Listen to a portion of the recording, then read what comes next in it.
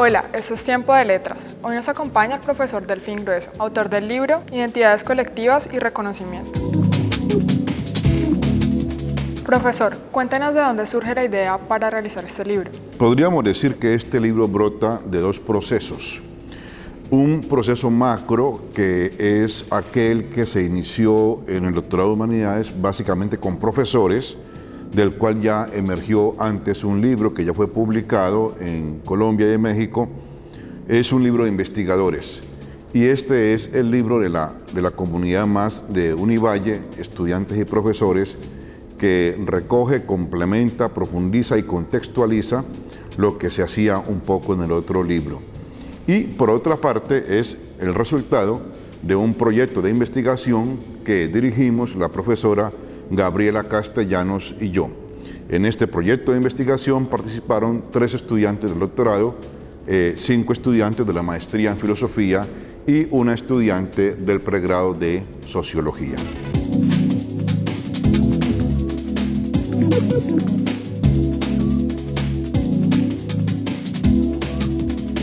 ¿Cuál es la pregunta que da origen a esta investigación?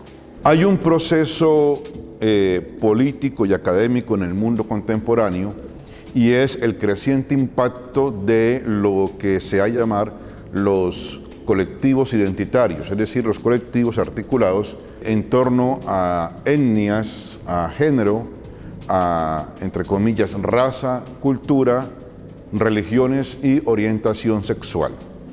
Esta presión y este creciente protagonismo de estos colectivos ha influido bastante en la academia, puesto que la ha obligado a pensar, a reflexionar, y este proyecto, aquí en nuestro contexto, se propuso dialogar con teorías que interpretan o que trazan salidas normativas a estos conflictos a partir de problemas muy concretos de nuestro contexto colombiano. ¿Cómo los diferentes autores de los artículos y ensayos de este libro se acercaron al tema de investigación? Hay como 3 fases en la investigación y están reflejadas en este libro, que se compone de 10 artículos. Básicamente hay una especie de recepción crítica del debate teórico que nos llega de Europa y Estados Unidos. Esta recepción crítica está a cargo de la profesora Gabriela Castellanos y a cargo mío, que somos los que hacemos básicamente el trabajo de reconceptualización y de diálogo con los autores aquí comprometidos. Esto no quiere decir que algunos de los otros autores no hayan hecho también un abordaje crítico de las teorías. Hay un segundo grupo de autores que se dedican más a problemas de etnia, de, entre comillas, raza, y grupos culturales, y otro grupo se encarga o de preferencia enfoca aspectos que tienen que ver con el género y con la orientación sexual. Así que el tema de las mujeres, que pues no reduce todo lo de género, pero que de preferencia es lo que se visualiza cuando hablamos de género. El tema de orientación sexual, de hecho hay 2 artículos dedicados a este tema, a las comunidades gay en particular, y sobre todo los procesos afrodescendientes e indígenas que en Colombia han cobrado cierto protagonismo, son abordados críticamente aquí por 2 de nuestros autores. Háblenos acerca de esas teorías que se toman como referencia para el desarrollo de este trabajo. Digamos que todo este debate académico se da en el marco abierto por la teoría rawlsiana, por la teoría que hace unas 3-4 décadas estableció John Rawls. En el proceso académico ya casi internacional, digamos el debate con Rawls, el proceso de corrección, de crítica de Rawls, en el cual aparecen liberales, feministas, marxistas, multiculturalistas, aparte de académicos de diferentes campos, la teoría crítica, los estudios culturales, el feminismo, los movimientos que ya he mencionado, pues aparecen unos autores que aquí van a ser tomados en cuenta de una manera muy evidente. Yo mencionaría 3 autores o 4 que son aquí claves.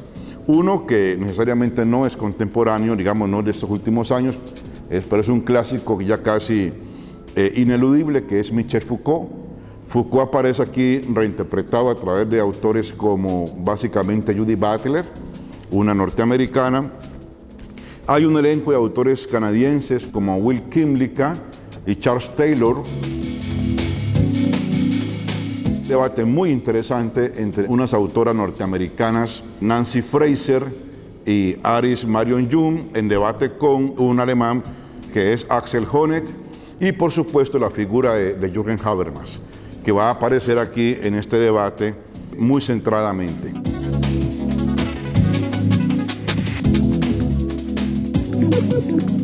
Nosotros hemos hecho incursión en ese debate, primero entendiéndolo y por supuesto tratando de contribuir críticamente a él a partir de nuestra propia realidad colombiana y latinoamericana. Digamos, hemos querido validar o invalidar categorías de análisis o propuestas normativas que están en las teorías de los autores que acabo de nombrar.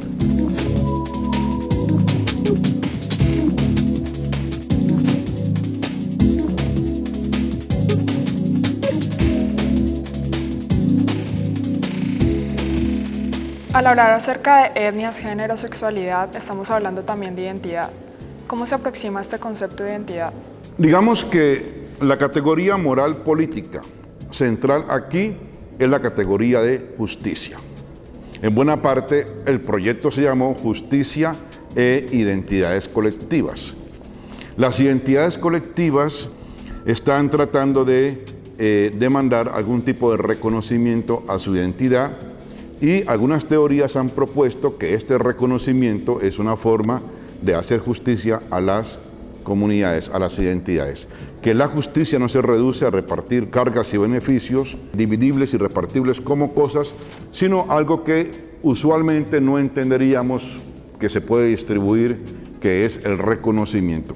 Así que el reconocimiento de la etnia, el reconocimiento de la raza, entre comillas, el reconocimiento de la minoría religiosa, el reconocimiento de la especificidad de género, el reconocimiento de la orientación sexual, el reconocimiento de una cultura como válida en un contexto cultural que usualmente la invisibiliza o la subordina, es un problema de justicia. Y eso es un poco lo que nosotros queremos validar o invalidar, ver qué tan cierto es o hasta dónde se puede decir que aquí estamos enfrente de un problema de justicia. Así como no aceptamos enteramente las teorías que nos llegan del contexto europeo ni del contexto norteamericano, tampoco aplaudimos acríticamente todo lo que emerge en materia de demandas en el contexto colombiano. Es decir, hay un diálogo con lo que está pasando en Colombia, con estos grupos, con estas minorías, demandas que proceden de diferentes campos, y aquí tratamos de darle a eso una especie de filtro crítico.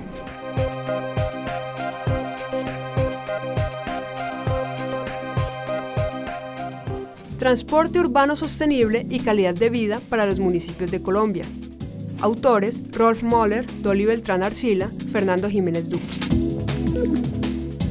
En este libro presentamos una propuesta para mejorar la calidad de vida a través del transporte urbano sostenible en los municipios de tamaño medio de Colombia.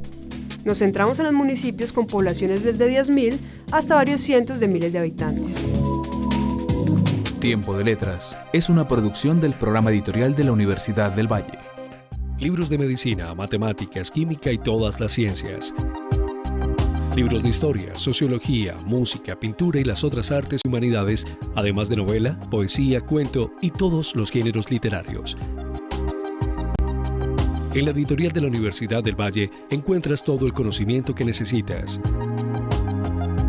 Editorial de la Universidad del Valle.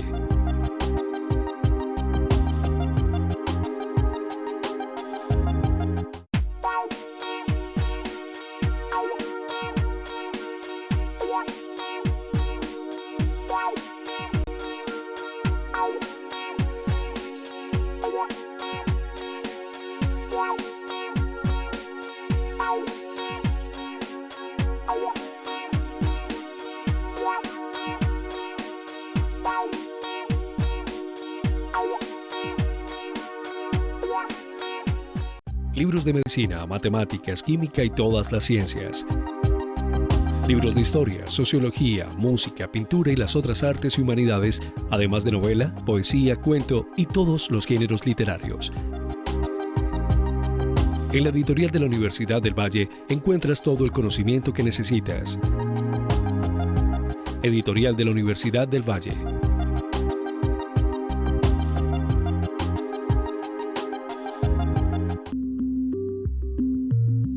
Universidad del Valle. 65 años de excelencia. Las mejores publicaciones están en un solo lugar y al alcance de solo un clic. La librería de la U.com le ofrece más de 14.000 títulos de 70 editoriales. Reciba en cualquier lugar el libro que necesite, cuando usted lo necesite. La librería de la U.com. Libros de medicina, matemáticas, química y todas las ciencias. Libros de historia, sociología, música, pintura y las otras artes y humanidades, además de novela, poesía, cuento y todos los géneros literarios. En la editorial de la Universidad del Valle encuentras todo el conocimiento que necesitas. Editorial de la Universidad del Valle.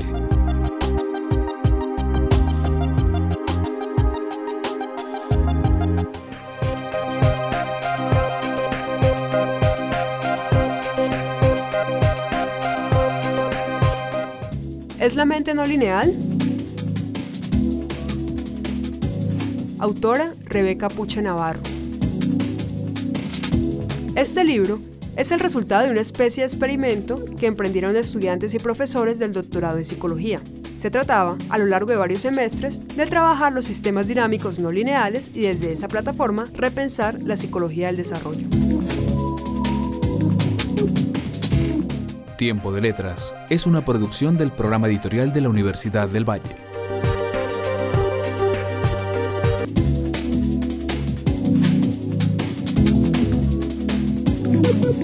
Profesor, usted es autor de uno de los artículos de este libro. Cuéntenos acerca de este. Con las identidades colectivas trato de preguntarme o de dar respuesta a la pregunta ¿qué son identidades colectivas?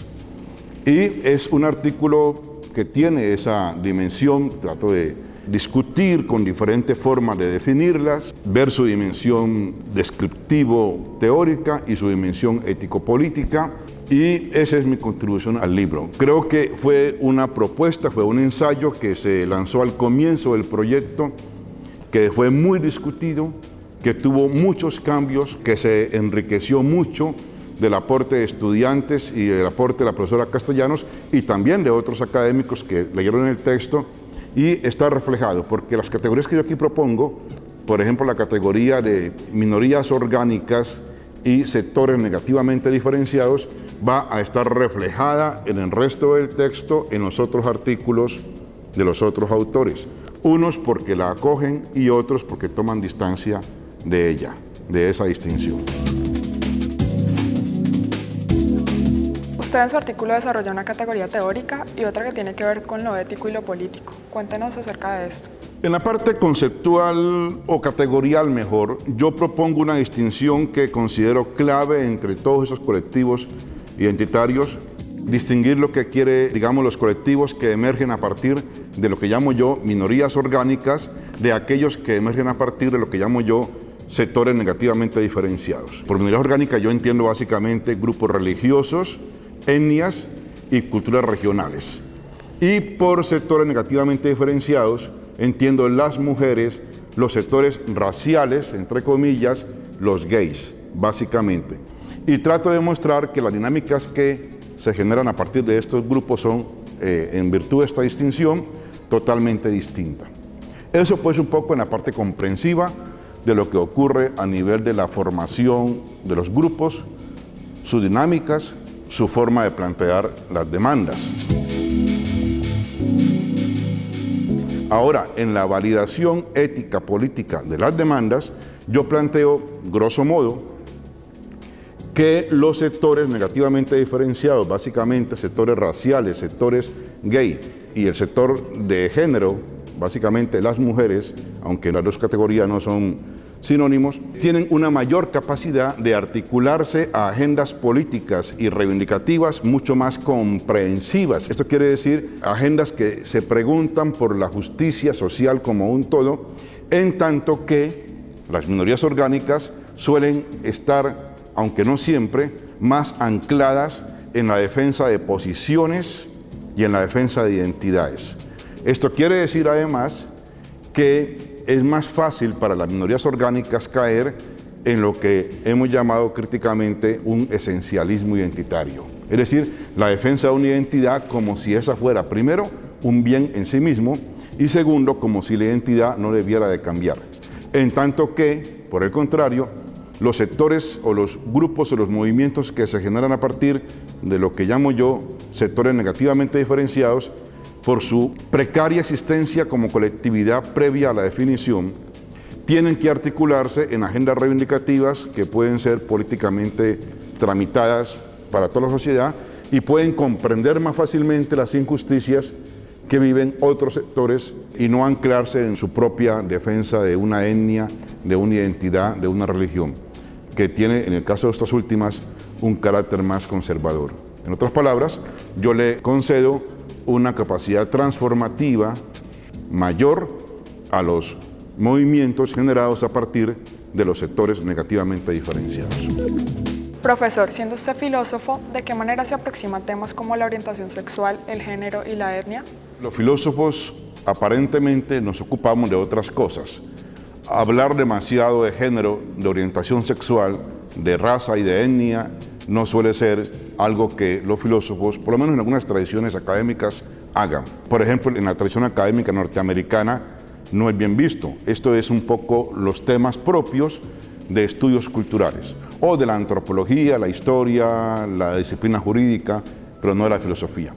Sin embargo, creo que es válido que en muchos contextos, y el francés es aquí paradigmático tanto como el alemán, estos temas han llegado porque han tocado un poco los paradigmas ético-políticos que habían estado establecidos en la modernidad occidental. Es decir, esta demanda de estos grupos de alguna forma ha cuestionado al marxismo, al liberalismo, al republicanismo y en general a la ética política. De otra parte, la filosofía se articula con el contexto porque el contexto le hace demandas, hay categorías, hay teorías, circulan discursos que toca a la filosofía, no ella sola, sino en diálogo con las disciplinas sociales, tratar de dilucidar y tratar de ofrecer algún tipo de validación conceptual o validación crítica de las mismas. Creo que es un aporte que se ha hecho. Es un trabajo interdisciplinario. Yo, por supuesto, regresaré un poco más a oficios más ortodoxamente filosóficos, volveré un poco más a los clásicos, a temas de la agenda filosófica política, pero creo que esta incursión en esta clase de problemas está perfectamente validada, especialmente en Colombia, por la realidad que se ha abierto para estos grupos a partir de la reforma constitucional de 1991. Creo que es innegable el protagonismo de estos grupos en Colombia y es también necesaria la contribución de la academia y la filosofía es parte de esa academia. ¿Cuáles son las principales conclusiones que deja este trabajo de investigación? Yo creo que el trabajo no termina aquí porque muchas categorías, muchas conclusiones vuelven a convertirse en problemas, en punto de partida para futuras incursiones y futuras reflexiones. Yo de hecho continúo trabajando un poco los temas. Creo que también lo que está haciendo la sociología, la antropología, el derecho, los estudios culturales y literarios, etcétera, está de alguna forma alimentándose de esto y cuestionando esto. Es decir, el diálogo académico nunca cesa. Otros académicos vienen, retoman, cuestionan. Creo que toda conclusión aquí es parcial. Es un punto de llegada que se convierte en un punto de partida. Quizás la gran conclusión que yo puedo sacar temporalmente de esta investigación y de mi trajinar en esto, al cual llegué yo desde uno ocuparme con la filosofía de la justicia, es que estas demandas deben ser tramitadas en un formato político, que de alguna forma hay que politizar las demandas de estos grupos. Eso quiere decir, por una parte, no solamente demandar al Estado, pedir al Estado derechos, sino también repensar la forma como estos grupos suelen plantear el problema de su identidad o la forma específica de injusticia que cada grupo de estos dice que está sufriendo. Esto debe ser pensado en un formato político, esto quiere decir pensado a la luz de la cuestión de la convivencia en la diferencia. Y creo que el salto de lo prepolítico a lo político, entendido de esa manera, en muchos grupos de estos no se da.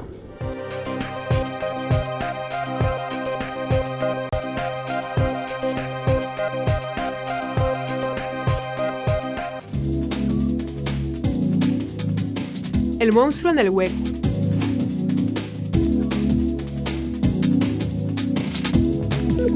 Las crónicas del monstruo en el hueco rescatan, con oportunidad y agudeza, dos géneros literarios que están en extinción, el informe de viajero y el medio epistolar. Un intercambio de cartas entre dos españoles, uno desde la Ciudad de México y otro desde la ciudad de Medellín.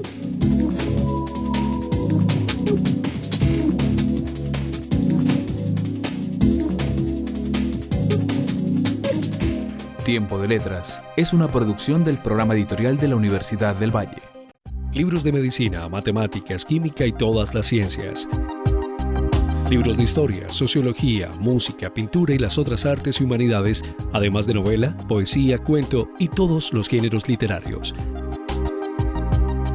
En la editorial de la Universidad del Valle encuentras todo el conocimiento que necesitas. Editorial de la Universidad del Valle.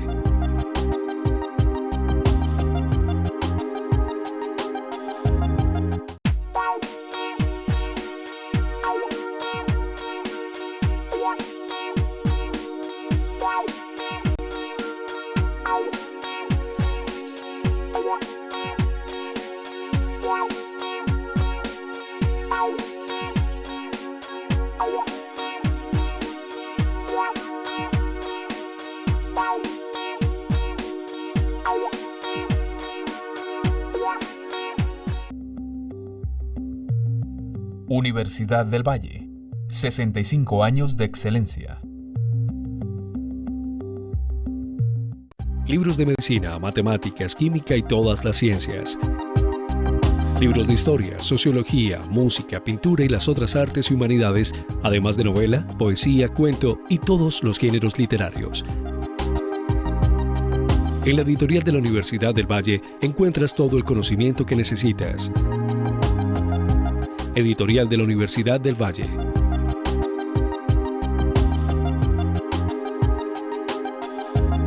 Las mejores publicaciones están en un solo lugar y al alcance de solo un clic.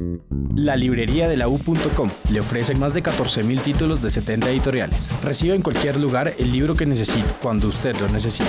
La librería de la U.com. Libros de medicina, matemáticas, química y todas las ciencias.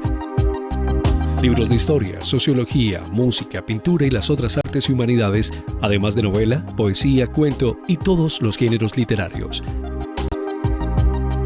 En la editorial de la Universidad del Valle encuentras todo el conocimiento que necesitas. Editorial de la Universidad del Valle.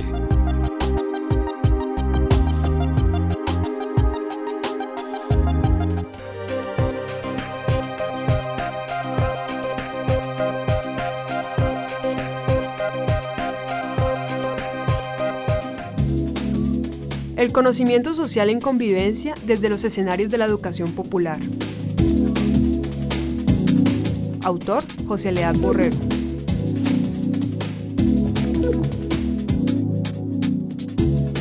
Es una presentación comprensiva de lo adelantado por el Grupo de Investigación en Educación Popular de la Universidad del Valle en la última década.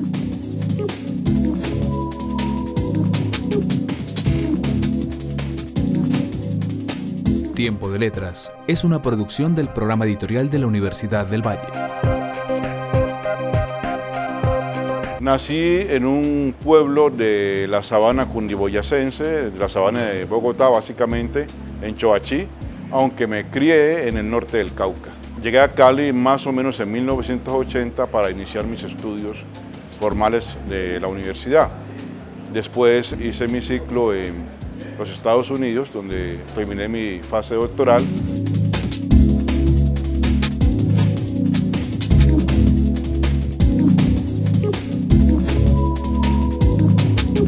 Había quizá algo de reflujo de la violencia de los años 50, que ya había desaparecido, alguna especie de eco tardío, pero en todo caso no la violencia de los últimos años. Era un pueblo todavía muy tranquilo, un ambiente todavía muy paradisíaco comparado con lo que ha venido a ser luego, especialmente por ser un pueblo que está ubicado en un cruce de vías comerciales, es un pueblo con una gran vocación de comercio y recientemente de industria y por lo tanto con una gran población migrante y con una cantidad de problemas anexos a ese tipo de desarrollo económico más bien caótico.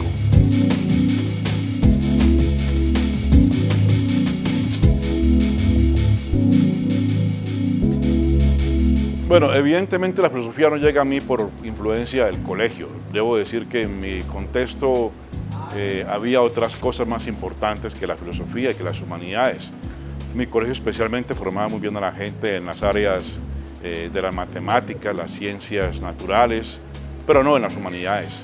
Esa formación me viene más bien por vía paterna, por vía de mi padre, de mi tío.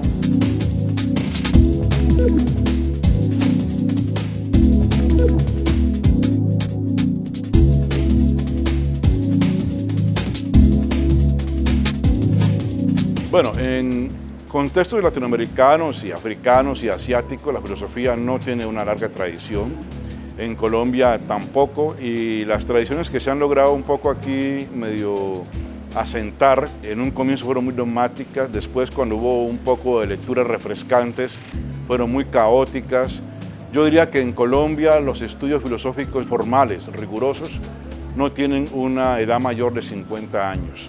O sea, son relativamente nuevos si los hemos de comparar con tradiciones académicas, por ejemplo, europeas, o incluso con México y con Argentina, por decir dos países latinoamericanos.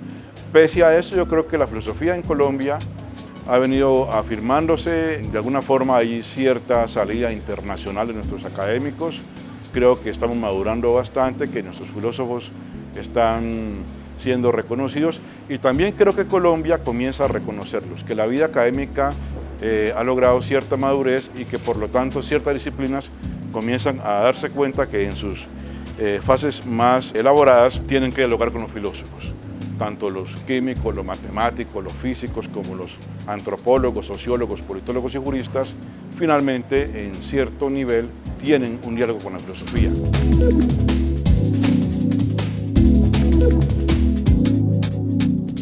Cuando yo era bachiller y anuncié que estudiaría filosofía, todo el mundo pensaba que me iba a morir de hambre porque en el contexto en que yo vivía nadie sabía eso, para qué servía, y la idea del filósofo es aquel que habla del ser y el no ser y que vive en las nubes. Creo que todo eso ha cambiado felizmente un poco en Colombia.